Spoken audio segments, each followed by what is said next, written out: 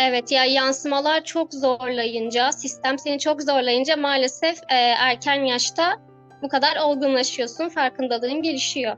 Tabii ki daha değerli, işte kendimi daha sevmeye layık. İnsanlar beni daha çok sever, daha çok görür. Aslında sevmekten ziyade görünür olma. Sonra frekans kelimesi aklıma geldi. Anda olduğumu fark ettim. İnsan andayken ne geçmiş var ne gelecek var. Andasın, o anın içinde sonsuz mutluluk, sonsuz huzur var, her şey var. Tek bir an var. Tek bir an olduğu için zihin de yok. O an böyle her şeyi sanıyorsun, "Ah, her şey mümkün zaten ya," diyorsun, boş ver diyorsun. Ya o frekansa geliyorsun bir nevi. Herhalde sizinle tanışmak için de yüksek bir frekans gerekiyor. Arkadaşlar bu ne ya? Ben kapatıyorum programı ya. Resmen üstad. Sonra şey oldu, andayken de şey oldu. Yine sezgisel bir akış geldi. Hep sezgisel bir akışla zaten oluyor bu şeyler.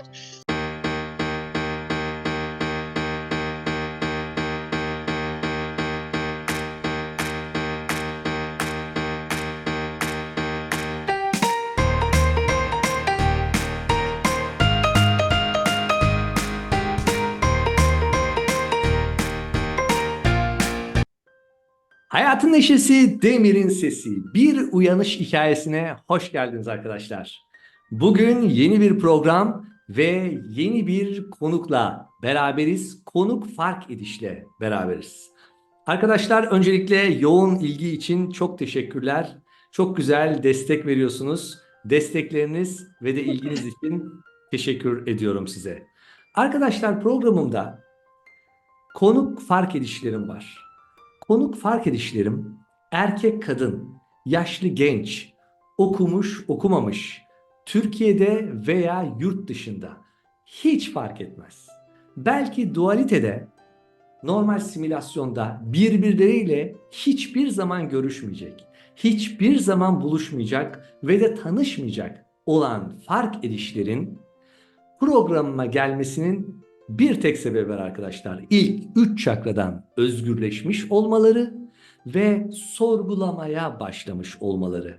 Ama aydınlanma yolunda, ama farkındalığını yükseltme yolunda adım atmaları. İşte kim olursa olsun, hangi bedene odaklı olursa olsun programıma fark edişleri davet etmemin esprisi de bu. Ve bütün konuklarım benim için çok değerli, çok özel. Gerçekten bazılarından çok farklı olanlar var. İşte bugün bu fark edişlerden birisiyle söyleşeceğiz. Çok önemli bir konuk. Önemli olmasının sebebi daha çok yeni öte alemden bedenlenmiş olması, daha çok az seneler bedene odaklı olması, bunların hepsini konuşacağız. Karşınızda Berfin Sevim'in fark edişini bedenden çıkartıp stüdyoma getiriyorum. Ve işte Berfin fark edişi. Hoş geldin fark ediş. Hoş buldum hocam. Nasılsınız? Teşekkürler Berfin'cim. Çok iyiyim, bomba gibiyim, fişek gibiyim. Seni de çok iyi gördüm. Teşekkür ederim hocam. Berfin'cim, Berfin'in fark edişi daha doğrusu. Bedene odaklıydın, şu anda dualite zamanını durdurduk ve aşağıda Berfin böyle hareketsiz bir şekilde duruyor. Şu anda Evet. zaman da yok. Burada istersen yarına kadar konuşuruz. Şimdi aşağıdaki Berfin bedeninin dedikodusunu da yapabiliriz. Tamam mı? Şu anda stüdyoma geldim. Böyle bir hafiflik geldi mi? Çünkü bıraktım bedeni artık. Bitti gitti. Yani siz öyle konuşunca evet geldi. Öyle zihnimde hayal edince daha bir rahatladım. Artık zihin mihin yok. Sen şu anda bir fark ediyorsun. Zihin orada kaldı. Evet. Şu an özden bakıyorum bedene. Süpersin. Şimdi arkadaşlar evet konuşmaya başlayacağız. Bakalım neler çıkacak. Çünkü fark etmişsinizdir görüntüden de biraz özel bir konuk. Berfin fark edişi kaç senedir bedene odaklısın? Yaklaşık 20 yıldır bu bedene odaklıyım. Arkadaş, Ee, evet. Böyle. Siz devam edin. 20 yıl. Neredeyse dün gelmiş. neredeyse dün gelmiş ve ben Berfin fark edişini bir sene oldu mu? Bir sene, 1,5 sene oldu mu grupta? Yani bir seneye yakın, bir sene olacak Mart ayında. Bir senedir konuştuğu konular, farkındalığı, 40, 50, 60 yaşındaki diğer yansımalarla muhabbeti, çıkarımları inanılmaz. O yüzden daha 20 yıldır bedene odaklı olmana rağmen bu fark ediş şimdi göreceğiz. Evet ya, yansımalar çok zorlayınca, sistem seni çok zorlayınca maalesef erken yaşta bu kadar olgunlaşıyorsun, farkındalığın gelişiyor. Süpersin. Hepsini konuşacağız. 20 yıldır Berfin bedenine odaklısın. Peki Berfin bedenine odaklanırken nasıl bir çevre seçtin? Sen şu anda hangi coğrafyadasın? Neredesin? Şu anda Batman'dayım. Batman. Türkiye'de Batman'da. Evet, evet. Güneydoğu Anadolu'da. Peki şu anda beden tabii bir okul okuyor mu? Ne yapıyorsun? Okul okuyor musun? Hayır, gitmedim Okuyorsun. üniversiteye daha. Hı hı. Tamam. Bu Peki. yüzden zaten her şey buradan sonra başladı aslında. Okula gitmememden sonra başladı. Çok Ee, enteresan. Çünkü kariyer benim için çok önemli bir şeydi. Hı, Ama kariyer istememin sebebi de çok farklıydı. Ben böyle hep sevilmek için, kendimi sevmek için işte bir etiket oluşturmak için ben kariyeri istiyordum. Yani safi nefisle değil, nefsle istediğim için elimden alındı. Yani sen boş ol, bomboş ol ve kendini böyle sev diye. Bu şekilde. Bilmiyorum, anlatabildim mi? çok güzel anlattın. Fark ediş. Şimdi şunu söyleyeceğim. Bütün bunları tabii ki bu etiketleri istemen, üniversite okuyunca kendini daha değerli mi hissedecektin? O mu vardı? Tabii Ego ki. zihin öyle bir program mı koymuş sana? Tabii ki daha değerli, işte kendimi daha sevmeye layık. İnsanlar beni daha çok sever, daha çok görür. Aslında sevmekten ziyade görünür olma. Çok güzel. Peki. Yani bu kariyere tutunma meselesi bu yüzdendi. O yüzden sistem elimden aldı. Ki almasaydı da ben devam da etseydim ondan sonra şey olurdu, hani yine de tatmin olmazdım. Çünkü işin içinde çıkarlar var. Çok güzel. Yani sen aslında bir sınav geçirdin. Bu Hı sınavı hı. kaybettin ya da zorlandın. Ondan sonra buraya geldin. Yani bir safa açtın. Ve de şimdi diyorsun ki zaten öyle olmasaydı da ben bunu anlayacaktım zaten. Çünkü bir yerde tıkanacaktı. Tatmin olmayacaktım. Yani belli bir tatmin olacaktım. Sonra o tatmin de kalkacaktı belli bir süre sonra. Ama eğer gerçekten bunu hani aşkla isteseydim, aşkla devam ederdim mesleğime ya da kariyerime. Ama aşkla istemedim ben bunu. Peki şu anda Berfin bedeninin bir amacı var mı? Tekrardan belki üniversiteye gitmek gibi bir amacı olabilir belki. Çünkü anladı Yani artık şu sınavı geç. an Şu anda kafası çok karışık. Ne istediğini bilmiyor. Çünkü istediği her şeyin içinde hala bir çıkar var. Hala bir görünür olma çabası, bir etiket alma, bir maskelere bürünme çabası var görünür olmak için. Ama şu an samimi tek bir isteği var. O da hani korkuların üzerine gitmek ve kendini aşmak. Süper. Egodan arınmak yani. Evet, Daha bunu çok öze yaklaşmak. bunu beden de istiyor. Yani sen şimdi bir fark edişsin ama sen tekrar bedene döndüğünde aynen bu minvalde, bu iradeyle kendini sorgulayıp öze ulaşmaya devam edeceksin. Evet, aslında kendimi yargılamıyorum zihne baktığım zaman. E, Yani amacım korkularımın üzerine gitmek, kendimi aşmak ve nasıl desem, şu an burada biraz tıkandım. Hiç önemli değil. Heyecanlı. Peki Berfin fark edişi sen kaç kardeşsin? 4. 4 kardeş. Erkek kız o bedenler. Yani sen E, en büyükleri misin? Orta ben mısın? en büyüğüm, bir erkek kardeşim var benden küçük. Bir de iki kız kardeşim var. Onların da yaşı bayağı küçük zaten. Biri 10 yaşında, diğeri de 6 yaşında. Peki nasıl bir anne, nasıl bir baba seçtin? Onların senin üzerinde istedikleri bir şablon var mıydı? Çünkü doğmadan önce planlıyorsun. Şöyle bir anne olsun, şöyle bir baba olsun, bana böyle zorlasın. O beni böyle zorlasın ki ben bunu aşayım, bu sınavı geçeyim diyorsun. Nasıl karakterler seçtin? Aslında kariyer anlamında beni hiç zorlamadılar. Hiçbir şekilde de beni zorlamadılar. Ama çok zihindeler bana göre ikisi de. Hı hı. Çok böyle zihindeler, kaygılılar. Peki sence zihinde olmaları ve kaygılı olmaları senin ne zaman zorladı? Yani sen de zihinde olsaydın gül gibi geçinip gitseydiniz mesela.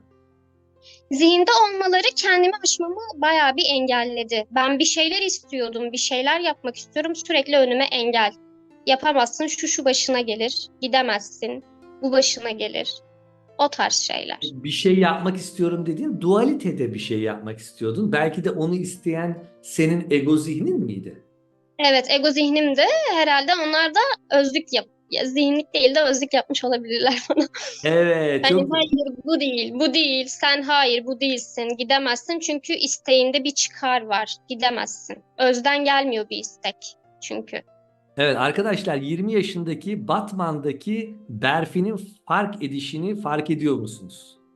Yani gayet aklı başında, gayet olgun, gayet kendinde ve de ne olması gerektiğini, ne yapması gerektiğini, dualiteye nasıl bakması gerektiğini, yansımaların ne olduğunu gayet hakim. Sen olgun ruhlardansın diye görüyorum ben. Sen bu konuda Evet. ne düşünüyorsun? Olgun ruhlardan mısın? Yani bence iki taraftanım da ya. Böyle çift kişilikliyim diyebilirim. Hem çok çocuk ruhluyum hem de çok olgunum. Etiket yapıştırmıyorum aslında kendime. Bunlar durumdan duruma değişebilen şeyler, olaydan olaya değişebilen şeyler ya da kişiden kişiye değişebilen şeyler. Belli bir kalıba sokmuyorum kendimi hiçbir zaman. Süper. Şimdi peki fark ediş, sen bedene odaklandın. Evet, kendini bir tarttın, uğraştın, bir şeylerle, zorluklarla karşılaştın ve bir noktadan sonra özü fark etmeye başladın ya da sorgulamaya mı başladın? Ben neden geldim buraya mı dedin? Ne işim var burada mı dedin? Nasıl oldu? Böyle bir kilometre taşları var mıdır? Nedir bunlar? Her şey elimden alınınca, bomboş olunca zaten bir sorgulamaya giriyorsun. Nasıl elinden ne alındı mesela? Her şey yani Her yapmak şey dediğin istediğim ne? her Her şey. şey dediğin ne? Mesela bir aralar şey diyordum işte güzelliğime takıntılıydım. Ya çok güzel olmalıyım mesela diyordum. Sonra birkaç böyle rahatsızlık geldi. Cildim falan bozulmaya başladı. Oradan mesajı aldım zaten. Bak sen buna bile takıntılı olamazsın. Bunu bile isteyemezsin gibisinden bir düşünce geldi. Şu an gayet Öyle. güzelsin zaten. Evet, teşekkür ederim. Yani bunu geç. Bununla ilgili bir şey yok artık. İkinci sınav. Şöyle oldu. Zaten istekler elimden alınmıştı. Bomboştum. Bir tatil dönüşünde oldu aslında her şey. Hmm. Ben tatil dönüşü arabadayken sezgisel bir akış geldi bana. İşte bu güzellikleri ben mi yaşadım? Bu güzellikleri ben mi gördüm diye. Yani tatilde çok güzel bir vakit geçirmiştim. Hmm. Onu düşündüm. Sonra frekans kelimesi aklıma geldi birdenbire. Bir Kaç internetten araştırayım yaşındaydın dedim. bunlar olurken? 18, 17. Yani 2 sene önce, 3 sene önce oldu. Evet. Hı hı. 2 sene 3 sene önce değil ya. 2 sene önce. 18. Tamam 18. Sonra araştırdım frekans kelimesini ve senin için nasılsa, modun nasılsa ona göre sahneler yaratılıyor. Bunu anladım. Ve dedim, tamam dedim, madem elimde hiçbir şey yok bari bunu deneyeyim. Her ne olursa olsun modum yüksek olsun, enerjim yüksek olsun, mutlu olayım. Bu şekilde işte ilerleye ilerleye bir frekansım üst seviyeye çıktı tabii. Ondan sonra oldu. Tekrar bir sorgulama geldi frekansım yüksekken. Şöyle bir düşünce geldi. Sen neden hep telaşlısın? Dedi biri bana içimden. Sen neden sürekli böyle hızlı hareket ediyorsun? Ondan sonra düşüncelerimi yavaşlatmaya çalıştım ben. Düşüncelerimi, hareketlerimi vesaire. Sonra anda olduğumu fark ettim. İnsan andayken ne geçmiş var ne gelecek var. Andasın. O anın içinde sonsuz mutluluk, sonsuz huzur var. Her şey var. Tek bir an var. Tek bir an olduğu için zihin de yok. O an böyle her şeyi sanıyorsun. "Oh, her şey mümkün zaten ya" diyorsun. Boş ver diyorsun ya. O frekansa geliyorsun bir nevi. Sonra o frekanstan sonra da böyle bedenimi hissetmemeye başladım. Beden ağrılarım geçti. Böyle bedenden çıkmış gibi hissettim. Sonra ne oldu? Sonra bu kadar yüksek frekanstayken tabii ki sizinle tanıştım. Sen ve Senem Hoca'yla tanıştım. Herhalde sizinle tanışmak için de yüksek bir frekans gerekiyor. Buradan yoluma devam ettim böyle. İltifatlara bak, iltifatlara bak. Arkadaşlar bu ne ya? Ben kapatıyorum programı ya. Resmen üstad. Sen üstad olmuşsun artık. Sen ders falan vermeye başla. Sonra devam et. Öyle yani anda kalma olayı bana çok garip gelmişti zaten. Geçmiş yok, gelecek yok, andasın. Anın içinde sonsuz mutluluk, huzur var. Böyle garip bir şeydi yani. Peki Sonra şey oldu, andayken de şey oldu. Yine sezgisel bir akış geldi. Hep sezgisel bir akışla zaten oluyor bu şeyler. Sen neden kendini sırf var olduğun için sevmiyorsun? Sırf var olduğun için ama. sırf var olduğun için sevmiyorsun. Evet. Sen kendini sevmiyordun o zaman. Ya da beğenmiyordun. Yani diyordum ya hep böyle bir şeylere tutunuyordum. İşte güzelliğim, Tamam, etiketim, güzelliği geç. Başka neyini maskeyim. beğenmiyordun? Öyle değil ya. Böyle saf varlığımla bir şeylere tutunmadan işte paraya, şana, şöhrete falan vesaire işte. Tamam. Çok Demek ki bilgili ama tutunmuyor olmayan. muydun? Yani Tabii ki tutunmuyordum. materyalist miydin? Paraya E, önem mi veriyordun?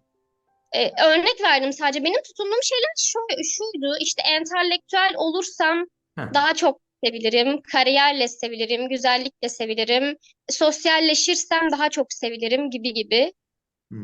Ondan sonra iç sesim bana şey dedi. Sen kendi sırf var olduğun için sev. Senin bunlara ihtiyacın yok ki dedi. Ki o zamanlar da benim hakikatle ilgili hiç bilgim yoktu yani. Bu kendi sevme konusu nasıl oluyor hiç bilmiyordum. Böyle akışlar ala ala. Sen ailen, annen, baban tarafından sevildin mi? Sevildiğini hissettin mi? Yani Hissetmedin diye tahmin ediyorum. Çünkü neden? Çünkü neden? neden? Eğer hissetseydin kendini sevmekle ilgili bir durum yaşamazdın. Çünkü bu senin Ama doğal akışın olurdu. ama sonuçta onlar da ben yani. Onlar da O beni ayrı. yansıtıyor. Onlar Şimdi, yok ki. tabii ki şimdi o ayrı ama şunu anlamaya çalışıyorum. Bir bedene odaklanıyorsun ve etrafında yansımalar yaratıyorsun. Yansımaları yaratırken o karakterlere rolleri sen veriyorsun doğmadan önce. Evet, Çünkü bebek farkındalığında bunu anlayamazsın zaten. Ve o karakterler rollerini oynuyorlar. Rollerini oynarken seni sevgiyi sevmeme demeyeyim de sevgiyi göstermeme rolünü oynarlarsa sen değersizlik hissedebilirsin ve sen de kendini sevilmeye layık görmeyebilirsin. O yüzden sevmeyi de neye göre ayarlayacaksın? İşte okul okumuş, işte güzel olan, işte şusu olan, busu olan değerlidir. Busu olan evet. sevilir gibi. Görünür olur. Ha, Sevilmekten ziyade görünür olur. görünür, Onaylanır. görünür olmak neden önemli? Bilmiyorum açıkçası. Hiç sevilmekten bile daha önemli şu an benim için görünür olmak. Çünkü görünür olmak kabul ediliş demektir. Kim Hmm, tarafından? Etraf tarafından. Peki sen kendini kabul etseydin veya edersen, etrafın seni kabul edip etmemesi önemli olur mu? olmaz tabii ki. Olmaz. Demek ki Zaten sen kendini kabul etmemişsin. evet, sevginin alt temelinde kabul yatıyor zaten. Şöyle bir şey Her mesela halinde. kendini sevmesen bile evet ben kendimi sevemiyorum. Bunu bile yapamıyorum ama bu şekilde de kendimi kabul ediyorum. Demek ki bir sevgi çeşididir aslında yani. Evet değersiz hissediyorum. Kendimi bu şekilde de kabul ediyorum. Yapacak bir şey yok. Çünkü e, bunun ötesi yargılamaya giriyor bu sefer. Bu sefer kendini yargılıyorsun. Ben niye kendimi sevemiyorum diye. Yargı da kendini sevmemek ama kabul kendini sevmek oluyor. Şimdi varoluşta biraz önce de konuştuk çekimden önce her şey yağ gibi akması lazım. Ben kendimi sevmiyorum ama kabul ediyorum dediğin zaman mecburiyetten kabul ediyorsun. Çünkü neden? Başka yolum yok. Bu da bir duygu çeşidi. Bu da bir duygu çeşidi. Sevemiyorsan kabul et. Kabul ettikten sonra zaten sana yol açılır ve kendini seversin bir şekilde. Peki, kendini sevmekle kendini kabul etmenin farkı ne veya ayrıştığı nokta ne? Kendini sevmek ve şimdi kendini sevmek ve kabul etmek. Şimdi kendini sevmek duygularla olan bir şey. Hı Hani hı. kendini değerli hissediyorsun, seviyorsun. Ee, ondan Peki sevgi sonra nedir? Önce onu söyleyeyim sana. Berfin fark edişi için sevgi ne demektir? sevgi kendini kabuldür bence. Bak yine Çünkü aynı noktaya geldin. ama sevgi kendini kabuldür. Çünkü sen hiçbir şey senin elinde değil ki. Duygular, düşünceler, onlar öz tarafından sürekli sana pompalandığı için bunu kabul etmek zorundasın. O yüzden kabul etmek sevginin bir üstü aslında. İşte burada bak şurada bir şey kargaşası oluyor. Kabul etmek zorunlu. Eğer bir zorunluluk varsa orada bir sıkıntı vardır. Dedim Zaten ya, zorunluluk olduğu için kabul dedin. işte ama kabul O etmek şey zorunda. değil. O gerçek kabul, öyle bir kabul yok. O Ha, yani o kabul ne demek etmeye biliyor de bilir. musun? O O zaman kabul etmediğini de kabul. evet, sen kendini kabul etmedin. Kabul etmek zorunda olduğunu düşündüğün için iyi tamam ulan kabul ediyorum dedin. İçine koyduğun duygu aşk değil. Sen kendini kabul ederken içinde aşk hissettin mi? Sevgi hissettin mi? Yani gerçek kabullerim oldu ama gerçek kabul olmayınca evet hissedemiyorsun. Yani bu şuna benzer. Bir iş yerine gidersin, paraya ihtiyacın vardır ama sevmiyorsun. Ben mecburen burada çalışmak zorundayım. Çalışıyor musun? Baktığın zaman evet işte çalışıyor. Para kazanıyor mu? Tamam baktığın zaman para kazanıyor. Yağ gibi akıyor mu? Akmıyor. Neden? Çünkü zorunluluk girmiş.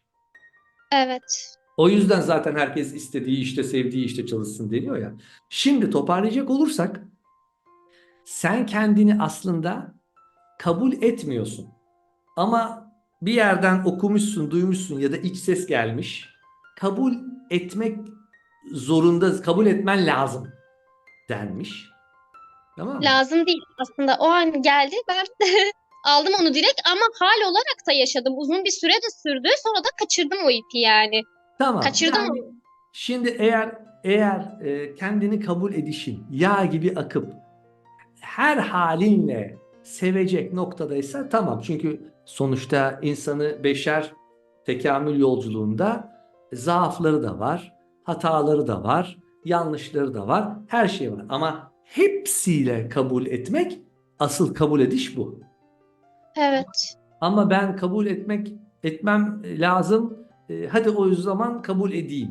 Ve zaten her şeyinde kabul ettiğin zaman bir sevgi çemberi de oluşuyor. İşte sevmek ondan sonra konuşulur. Yani bu ikisi aslında Evet. at başı gitmesi lazım. Yani işte işe girdiğin gibi. Sevdiğin bir iş.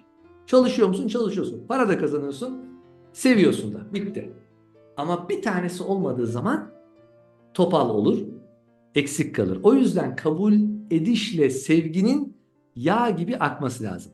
Şimdi tekrar dönelim. Sen bazı farkındalıklar yaşadığını söylüyorsun ve de sana aktığını söylüyorsun. Böyle olması lazım. Normali budur, şu bu. Peki sen bunlar aktığı zaman, çok güzel anladım. Tamam o zaman ben zaten buyum ya da şimdi anladım. Artık bu şekilde idrak edeceğim, yaşayacağım mı dedin. Bazı eksiklikler ve zorluklar çıktı mı? Ya o akışı aldığım zaman o kadar emindim ki o akışın doğruluğundan. Hmm. Ve o Yani yönde gittin. gittim evet. Peki. Bir eminlik de geliyor çünkü orada. Hiçbir şekilde bir şey girmiyor araya. Bir zihin şeyi girmiyor. Zihin karmaşası girmiyor. Sezgisel akış öyle bir akış çünkü. Evet, sen şimdi bu hal durumundayken etrafındaki yansımalarla iletişimin nasıl oldu? Senin bu halini anladılar mı? Ya da ne oluyor bu kıza mı dediler? Tabii ki dediler. Ne yaptın sen? Yani dualitede gözle görülecek nasıl bir hal durumu içine girdin? Böyle aşırı sakindim. Hmm. Aşırı sakindim ve hani aşırı mutluydum. Teyzem fark etmişti bunu. Hatta annemi arayıp şey demişti. Berfin'e ne oluyor falan. Ne olmuş bu kıza gibisinden şeyler söylemişti. İlk deneyimlerimde. Aha. Bu son şeyimde de bayağı bir özgüvenim arttığı için arkadaşlarım falan şey diyor. Sana ne olmuş falan, bu ne özgüven gibisinden şeyler söylüyorlar. Bu Son özgüven aldım nereden böyle. geliyordu? Bu özgüven şeyden geliyor. Her şey zihin zaten. Her şey zihin olduğu için, zihni gördüğüm için bu özgüven oradan geliyor. Yani Tabii sen hala eksiklikler var ama hala zihin devreye giriyor ama en azından görüyorum. Gördüğüm için de özgüvenim birazcık arttı. Yani Eskiye aslında oran. şöyle, her şey zihin derken dışarıdaki yansımalardan senin hoşuna gitmeyen durumlar Zihin, aslında zihnin zihin. tezahürleri. Ve sen artık öz akışını, her şeyin öz olduğunu bildiğin için bunlara tepki vermemeye mi başladın? 3 tepkim var. Birincisi saldırmak. Çok güzel. Yine biliyorum aslında zihin olduğunu ama yine saldırıyorum. Yani o çünkü orada Ama fark içine etmek girmiyorsun önemli. galiba. Saldırırken Evet, duyguya mı girmiyorsun? Tamam, çok güzel. saldırırken duyguya girsem bile orada fark etmem önemli. Evet, şu an duygudayım, bunu yaşıyorum, nefsteyim demek önemli. Kontrollü duygu. Evet. İkincisi olarak görmezden geliyorum. Hı hı. Üçüncü olarak da içime dönüyorum ve içimde halletmeye çalışıyorum. Üç tepki hangisi olursa artık. Bunları ne zaman keşfettin bu metotları ya da kendine ne zaman uygulamaya başladın? Senem Hoca sayesinde ve sizin sayenizde tabii ki. Peki, şimdi tabii ki bir çevre oluşturdun. Kardeşler, anne baba, akrabalar. Kalabalık bir aile, sülale misiniz? Evet, çok Herkes kalabalığı. herkes sana karışır mı? Bir şey ister mi? Bekler mi? Yo, aslında karışmazlar. Dediğim gibi sadece ben çok özgür olmak isteyen bir kızım. Hiçbir şekilde bana hiçbir baskı kurulmamasını isteyen bir kızım. Toplum baskısından nefret ederim, aile baskısından nefret ederim, diğer insanların baskılarından nefret ederim. Tek sorunum bu aslında. Başka hiçbir sorunum yok. Peki sen şimdi artık varoluşun kurallarını, sistemin kurallarını, özün nasıl bakması gerektiğini biliyorsun. Bu artık idrak ettiklerinle nefret etmek bağdaşıyor mu? Hayır, çünkü yaratan benim diyelim. Peki o zaman şöyle diyeceksin. Nefret etmem gerek ama etmeyeyim ben. Yani arada bu dilde konuşmak güzel oluyor.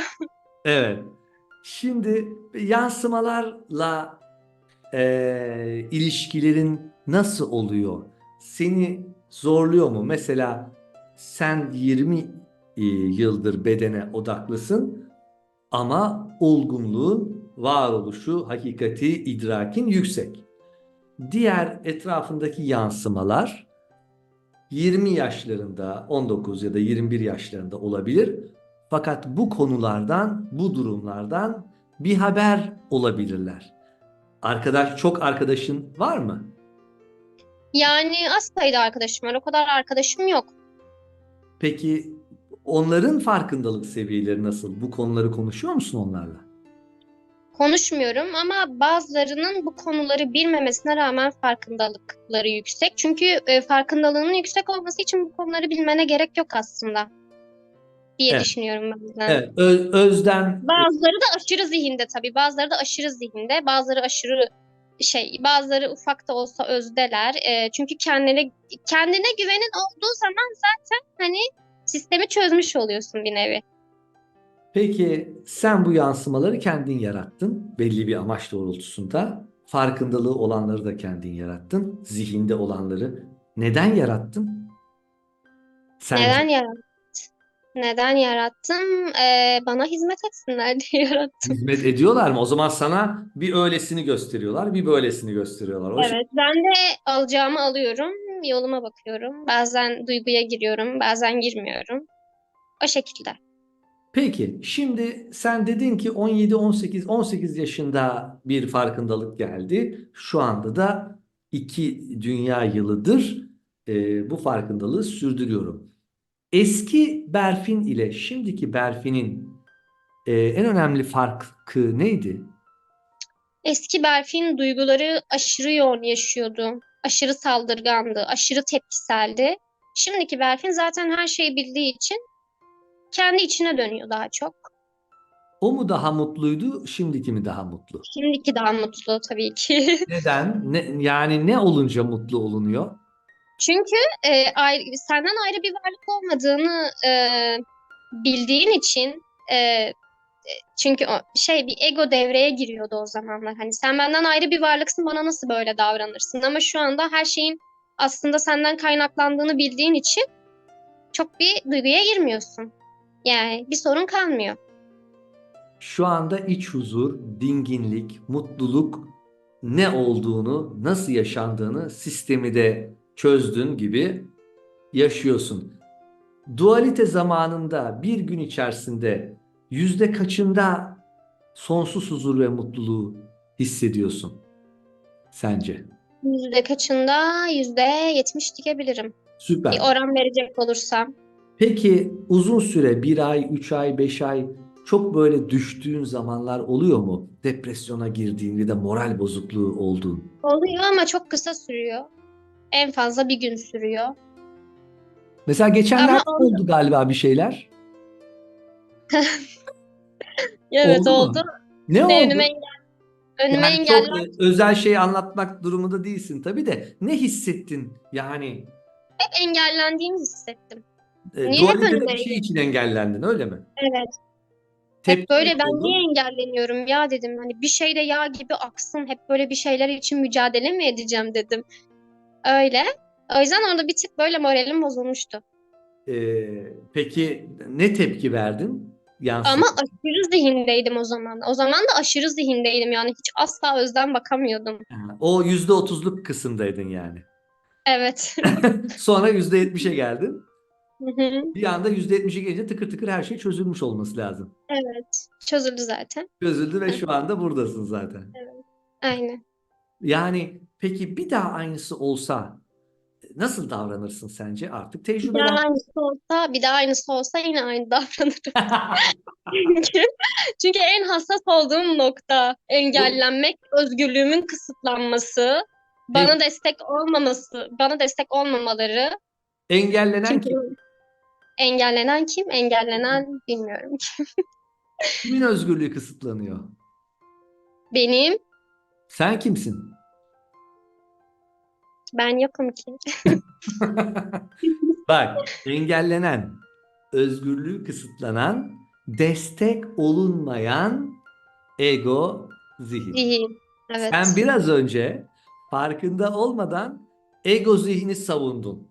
Bir daha olsa Evet. aynısını yapar. Ya nereye yapıyorsun? Kim yapıyorsun? İşte gene %30'lu kısımdan çıktım dedi. Gene %30'un Her içindeyim. ikisini de oynuyorum ki farkındalık adına. Her ikisini oynuyorum. Her ikisini oyna ama hayır. Moralin bozuluyorsa bu bir oyun değildir artık. Moralin bozulmayacak. Sen oyna, tiyatro oyna. Sen şimdi bir tiyatroya gidiyorsun. Tiyatroda ışıklar kapanıyor, perde açılıyor. Bir kötü karakter var, adamı bıçaklıyor. Sen diyorsun ki, "Aa, ne güzel oynadı." Ya da, "Ulan nasıl bıçaklarsın adamı? Adamın üzerine tutun, yakalayın" falan. Bunu mu Ben az yaparsın? önce oynadım mı? Ben sizce az önce oynadım mı, yoksa gerçek hislerimi mi söyledim? Şimdi şikayet ettiğine göre beni kimse desteklemiyor dedin mi? Dedin. Dedim, evet, gerçek. Benim özgürlüğümü kısıtlıyorlar. Sen zaten ondan bir Ben parçasın. Kim özün özgürlüğünü kısıtlayabilir?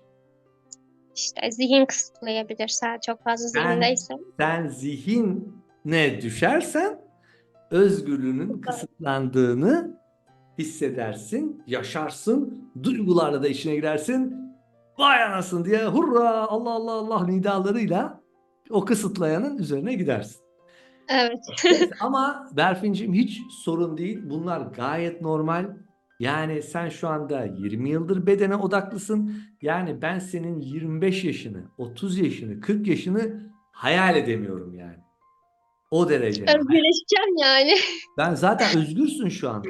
Sen özgürsün. Sen bakma. Yani bu hani böyle bir bebeğin yürürken sağa sola takılması gibi. Öyle bir koşacaksın ki hayretler içerisinde herkesi bırakacaksın. İşte o zaman çok güzel görüleceksin. Evet. Onu da hissedeceksin. Hiç merak etme. Sen diyorsun ya ben görünüyorum. Çünkü yani belli bir Herkes beni sevecek. farkındalığa gelince nefsin istekleri de oluyor. Evet, evet. Birleşince. Sen varoluşa uyumlandığın zaman nefsin de isteklerini varoluş sana jest olarak çıkartıyor. Evet. Hı Aslında hı. jest falan değil tabii ki. Bu senin frekansının artmasından dolayı yansıttığın durumun sana tekrar gelmesi. Peki, şimdi Berfin fark edişi.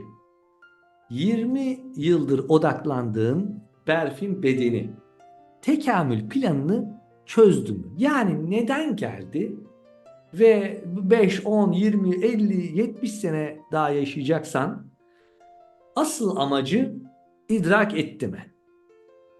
Yani nefs olarak idrak edemez çünkü aklı yetmez buna bence. Yok, ben fark ediş olarak sana soruyorum. Hayır, Nefs, fark ediş nefs olarak. dünyada kaldı. Fark ediş olarak yani bence deneyim için geldi buraya Neyin Berfin. deneyimi? Belli bir süre sonra düştükten sonra yükselmenin de Ha, güzel. Yani peki düşüp yükselince her aynen, şeyi bırakınca her şey oluyorsun. evet. Her şeyi Her, bırakınca o zaman her o şey zaman oluyorsun. Berfin fark edişi tekamül planını çözdü. Ana fikri her şeyi bırakınca her şey oluyorsun. O zaman Berfin bedeninde amacı her şeyi bırakıp her şey olmak diyebilir miyiz? Evet diyebiliriz. Diyebiliriz. Süper.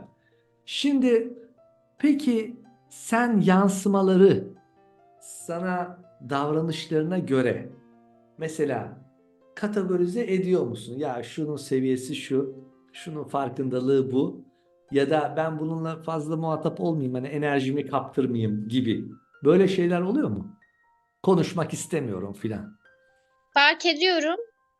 Ee, ama aşırı enerjim çalınırsa tabii ki de şey yapıyorum yani bir mesafe koyuyorum çünkü enerjim gidiyor, enerjim çalınıyor.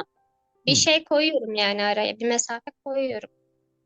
Peki şimdi anladığım kadarıyla senin en büyük sıkıntın ego zihin zannettiğin zamanlarda özgürlüğünün kısıtlanması. Evet. Bunu nasıl aşabilirsin sence? Kendime çok yüklendiğim için bence kendime çok böyle e, gardiyan dikmişim aslında zihnime herhalde. Hı hı. Ondan dolayı böyle yansıyor. İşte kendime herhalde baskılar kuruyorum ben farkında olmadan. Yansıyor. Peki Ondan olabilir. nasıl aşacaksın peki? Yani bundan bir kurtulma yolu var mıdır? İşte o içteki şeyi bulman gerekiyor. Sen kendine nerelerde baskı yapıyorsun? Heh, evet. Nerelerde işte gardiyanlık yapıyorsun kendine gibisinden. Onu böyle iyice bir bulman lazım. Sonra zaten bir de şeyden de çıkman lazım aslında. O anlardan da çıkman lazım işte. Benim özgürlüğümü kısıtladılar. O geçmiş yaşanan şeylerden de çıkman lazım. Oralar çünkü bitti artık kapandı. O Evet. da önemli aşmak için. Zaten anda kalırsan geçmişten çıkmış oluyorsun. Evet. Peki bu Telegram grubunda çok aktifsin, Hı faalsin hı. ve her dakika soruyorsun, cevap alıyorsun, soruyorsun, cevap alıyorsun bir senedir. Faydasını görüyor musun? Bunun bir faydası oldu mu sana?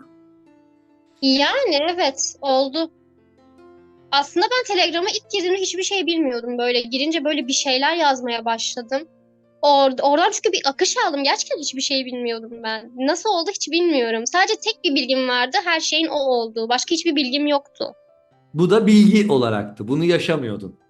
Evet Şimdi yaşamıyordum. O ara kadar ara idraklı yaşıyorsun. değildim. Evet. Çok güzel. Peki Berfin bedeni dualitede en çok neyden korkar? En çok neyden korkar? Aşağılanmaktan korkar herhalde. Peki aşağılanan kim? Aşağılanan nefs. Nefs. Döndük dolaştık yine nefse geldik. Yani aslında korkacak bir şey yok gerçekte. Evet. Yani fark ediyor musun? Sıkıntılar, sorunlar, istemediklerin, zorlandıkların, korktuklarının bütün oklar nefsi işaret ediyor. Aynen. Sen Ego zaten, zihinden geliyor işte. sen zaten o değilsin ki. Yani bunun farkındalığında ne kadar çok kalırsan aşağılamalar da bitecek, özgürlükler de senin elinden almalar bitecek. Ama bu korkunun sebebi de şey, hani çok güçlü bir egoya sahip olduğum için biri tarafından böyle eleştirilince ya da aşağılanınca böyle bir yanma oluyor. Böyle bir yanma geliyor bana. Böyle çok sinirleniyorum. O korku ondan aslında biraz. Şimdi normalde kainatta her şey dengedir.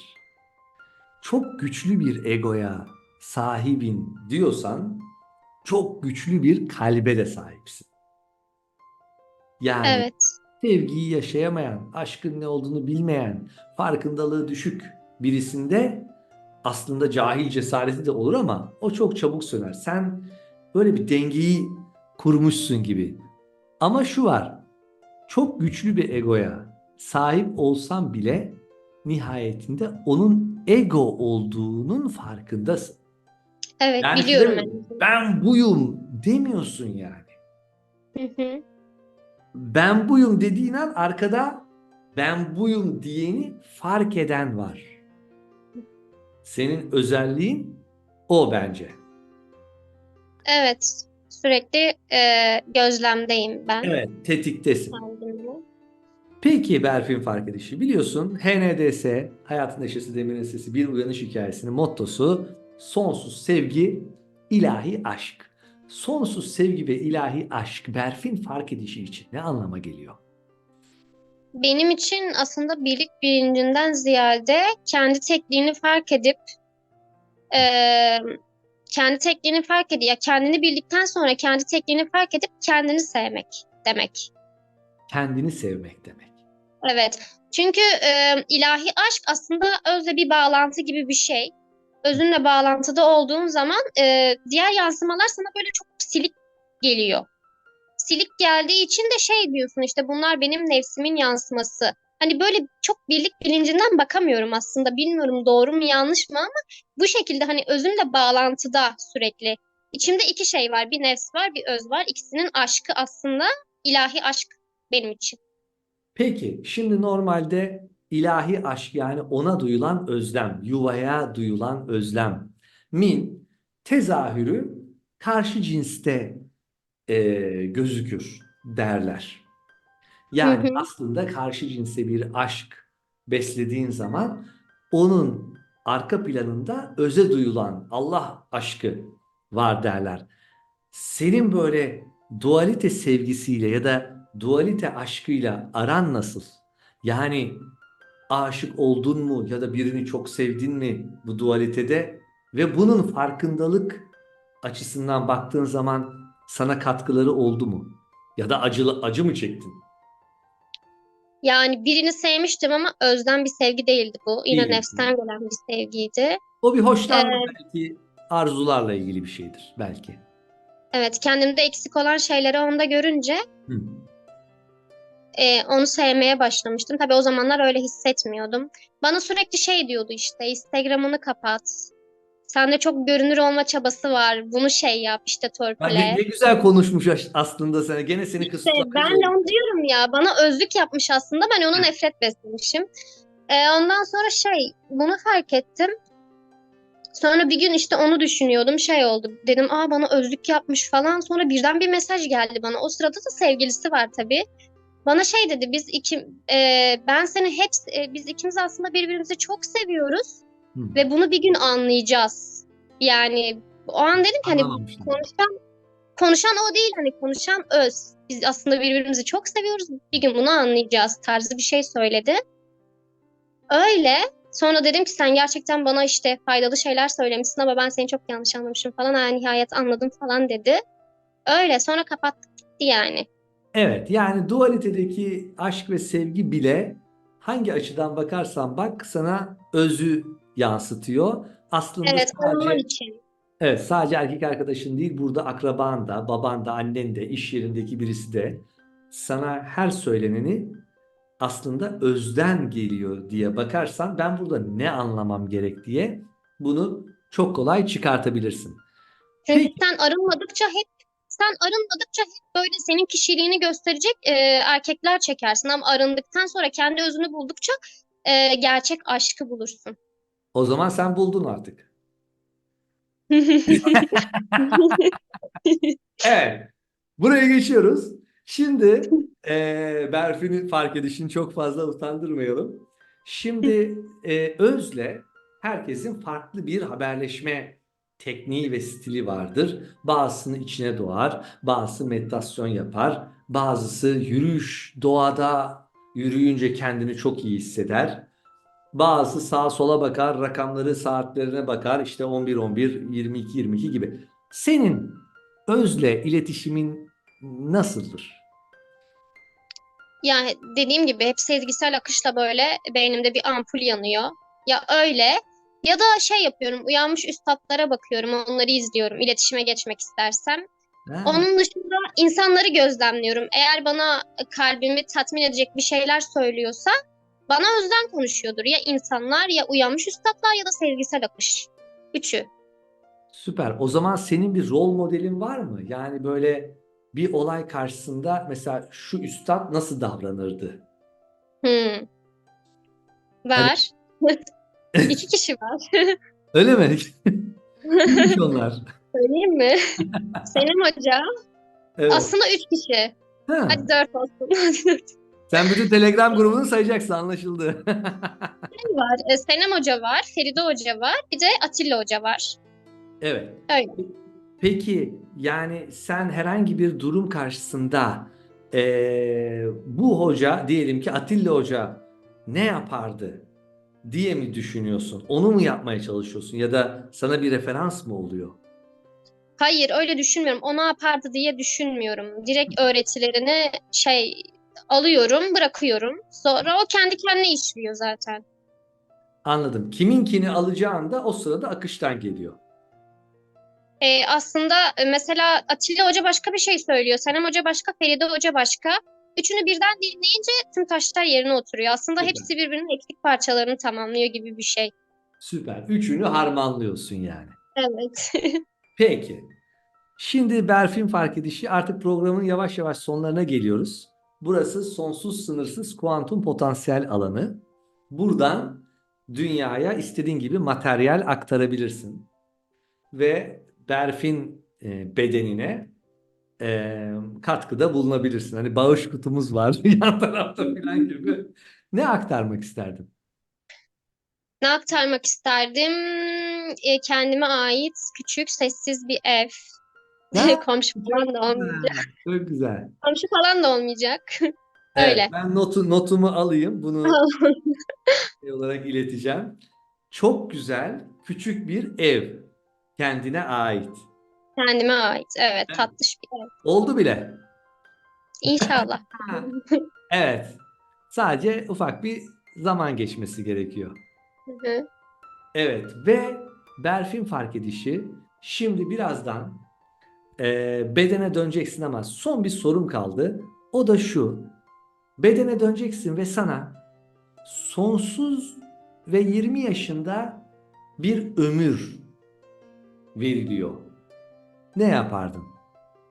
Bu yaşımda sonsuz bir Tek ömür. 20'de kalacaksın. Sonsuz sene yaşayacaksın. Ölme yok yani. Ne yapardın? Yani sürekli birazcık ürkütücü geliyor aslında bu. Çünkü İstemezdin o sev zaman. İster ha, miydin? İster miydin? istemezdim. Çünkü yorardı. Hatta bununla ilgili bir dizi var. Onu da izlemiştim ben. 130 yıl yaşayan adam diye. Aa, Sürekli bilmiyorum. sürekli sevdiklerinin ölümüne maruz kalıyorsun Evet. ve e, yani böyle sürekli kimlik değiştirmek zorunda kalıyorsun.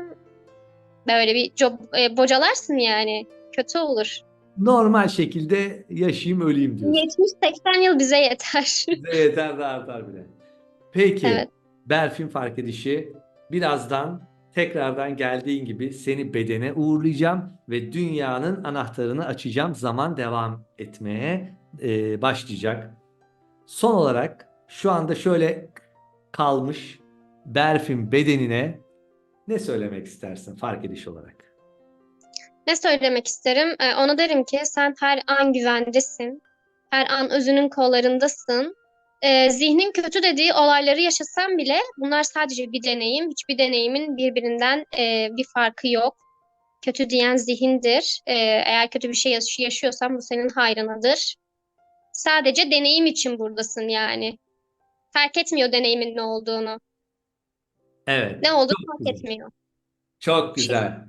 Hazırsan gönderiyorum seni geri. hazırım. Haydi bakalım. Geldiğin için Orada teşekkür ederim. orada buluşmak üzere. Ha, evet, ara sıra astralden de buluşuruz biz, merak Tamam etme. hocam. Aynen. Evet, hazır. Git bakalım. Evet arkadaşlar, Berfin Sevim fark edişine tekrardan teşekkür ediyoruz ve de onu da bedenine uğurladık.